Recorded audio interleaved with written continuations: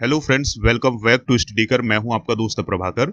आज हम डिस्कस करेंगे समसामयिक विषयों पर आधारित 13 नवंबर 2021 से related most important current affairs. तो दोस्तों, आप इस लेक्चर को बहुत ही ध्यान से सुनिएगा। ये लेक्चर आपके एग्जाम के पॉइंट ऑफ व्यू से बहुत ही इंपॉर्टेंट है और इसके जो क्वेश्चन है वो आपके एग्जाम में डायरेक्ट पूछे जा सकते हैं। तो आप इस लेक्चर को बहुत ही ध्यान से सुनिएगा।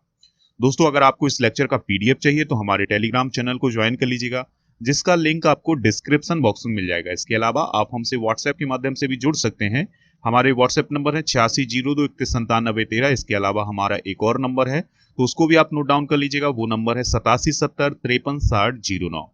चलिए फ्रेंड्स, पहला क्वेश्चन डिस्कस करते हैं, तो आप बहुत ही ध्यान से सुनिएगा। इंपॉर्टेंट क्वेश्चन है। हाल ही में किस देश के सेना प्रमुख को भारतीय जनरल की मानद रैंक से सम्मानित किया गया है? तो इसका आंसर है दोस्तों नेपाल। दोस्तों, नेपाल के सेना प्रमुख हैं जनरल प्रभु राम शर्मा। तो उनको राष्ट्रपति रामनाथ कोविंद के द्वारा भारतीय सेना के जनरल की मानद रैंक से सम्मानित किया गया है। इससे पहले नेपाल की राष्ट्रपति कौन है दोस्तों? विद्या देवी भंडारी। तो उन्होंने भारतीय सेना के प्रमुख मनोज मुकुंद नरवाणे को नवंबर 2020 में नेपाल सेना के मानद जनरल पद से सम्मानित किया था। दोस्तों, यह परंपरा 1950 से चली आ रही है कि भारत और नेपाल के बीच दोनों देश एक दूसरे के सेना प्रमुखों को जनरल की रैंक से सम्मानित करते हैं। यानी दोस्तों, जो सेना प्रमुख होते हैं उनके अपने अपने देश दूसरे देश के सेना प्रमुख को जनरल रैंक से सम्मानित करते हैं। तो दोस्तों, याद रखना है आपको कि नेपाल के वर्तमान में सेना प्रमुख कौन है? जनरल प्रभु राम शर्मा। भारतीय सेना के प्रमुख कौन है? मनोज मुकुंद नरवाणे। नेपाल की राष्ट्रपति कौन है दोस्तों? विद्या देवी भंडारी। आपको कमेंट करके बताना है कि नेपाल के वर्तमान में प्राइम मिनिस्टर कौन है। अगला क्वेश्चन है दोस्तों, भारत ने 10 नवंबर 2021 को कौन सा इलेक्ट्रिक वाहन जागरूकता वेब पोर्टल लॉन्च किया है? तो उस पोर्टल का नाम है ई अमृत पोर्टल। दोस्तों, भारत ने इलेक्ट्रिक वाहन के बारे में जागरूकता फैलाने के लिए एक पोर्टल लॉन्च किया है और उस पोर्टल का नाम रखा है ई अमृत पोर्टल। और इस पोर्टल को कब लॉन्च किया गया है? 10 नवंबर 2021 को। दोस्तों, आपको एक बात और याद रखनी है कि जो ई अमृत पोर्टल है, इसको यूनाइटेड किंगडम सरकार के द्वारा सहयोग प्राप्त है।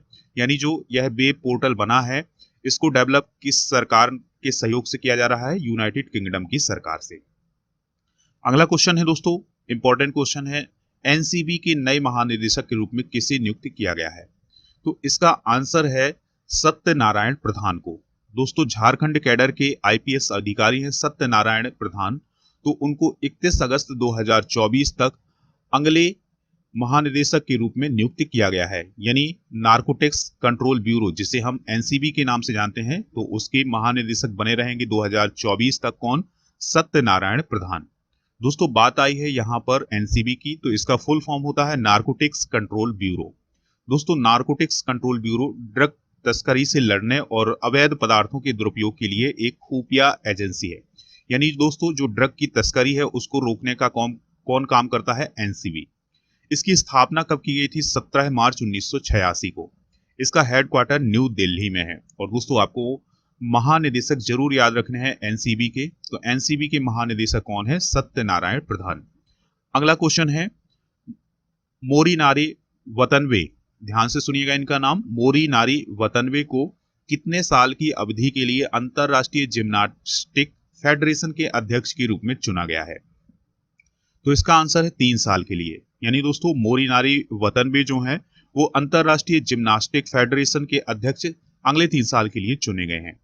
दोस्तों, जो मोरी नारी वतनवे हैं ये जापान के हैं। तो इन्हें अंतरराष्ट्रीय जिम्नास्टिक फेडरेशन या फेडरेशन इंटरनेशनल डी जिम्नास्टिक के अध्यक्ष के रूप में नियुक्त किया गया है।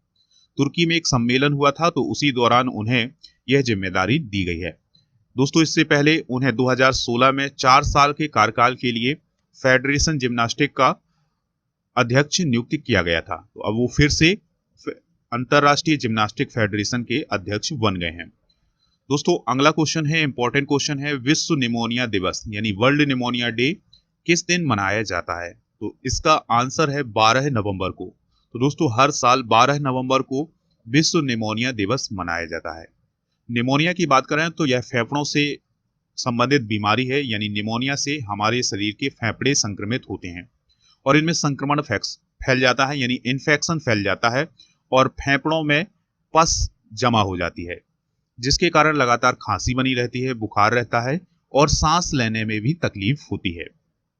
दोस्तों, इस गंभीर बीमारी के प्रति लोगों को जागरूकता फैलाने के लिए 12 नवंबर को विश्व निमोनिया दिवस मनाया जाता है। अब सवाल उठता है कि 2009 से इस दिवस को मनाने की शुरुआत हुई थी। यानी दोस्तों, क्वेश्चन ये हो सकता है कि विश्व निमोनिया दिवस कब से सेलिब्रेट किया जा रहा है, तो इसका आंसर होगा साल 2009 से।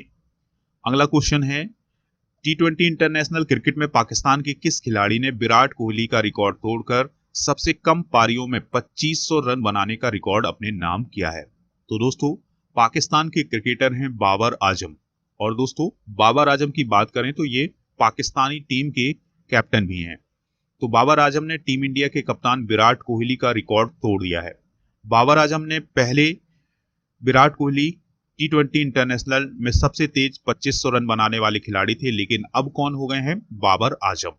दोस्तों, विराट की अगर हम बात करें तो इन्होंने 68 पारियों में 2500 रन का आंकड़ा पार किया था, लेकिन बाबर ने यह कारनामा 62 पारियों में ही पूरा कर दिया।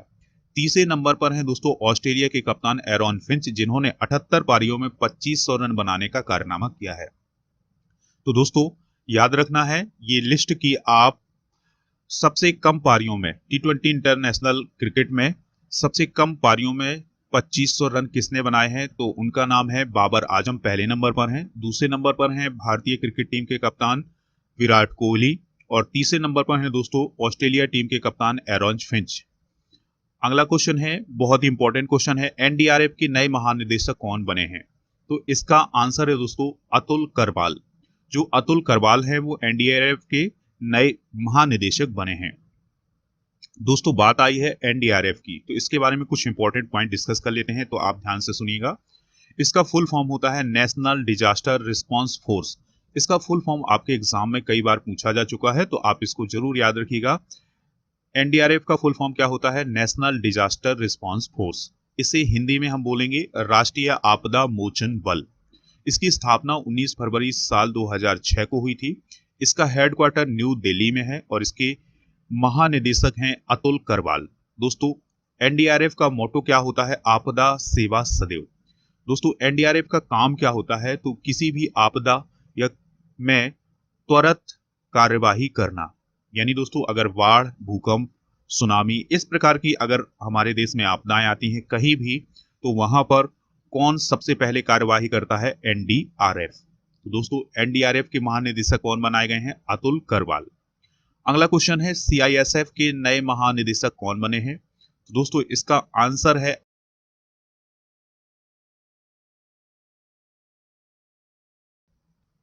आंसर है सील बर्धन सिंह। दोस्तों, सीआईएसएफ के नए महानिदेशक कौन बने हैं? सील बर्धन सिंह। अब हम बात करते हैं सीआईएसएफ की, तो इसका फुल फॉर्म होता है सेंट्रल इंडस्ट्रियल सिक्योरिटी फोर्स। दोस्तों, इसे केंद्रीय औद्योगिक सुरक्षा बल के नाम से भी जाना जाता है और इसकी स्थापना हुई थी 10 मार्च 1969 को। हेडक्वार्टर कहाँ है? न्यू दिल्ली में है और इसके वर्तमान में महानिदेशक कौन है? सील बर्धन सिंह।